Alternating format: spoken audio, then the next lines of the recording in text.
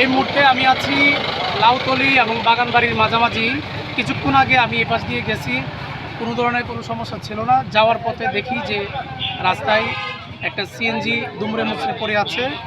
অবশেষে আমরা জানতে পারলাম যে এখানে অ্যাক্সিডেন্ট হয়েছে। প্রথমেই আমরা গাড়িটার অবস্থা দেখি। আসো।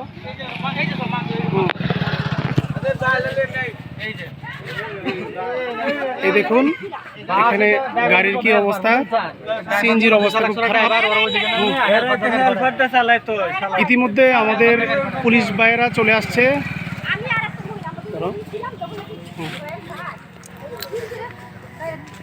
এই রাস্তায় কিছুদিন পরপর বাস সিএনজি সংঘর্ষ হচ্ছে, অ্যাক্সিডেন্ট হচ্ছে।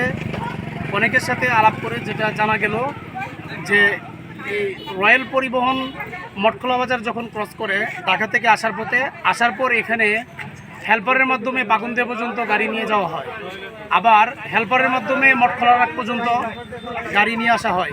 এরকমভাবে নতুন হেল্পার যখন ড্রাইভিং শিখে তারা অদক্ষ থাকে এবং বিভিন্ন দুর্ঘটনার কারণ এটাই বলে জানা যায়। রয়্যাল কর্তৃপক্ষকে তারা সচেতন হওয়ার জন্যে আমরা আহ্বান করছি।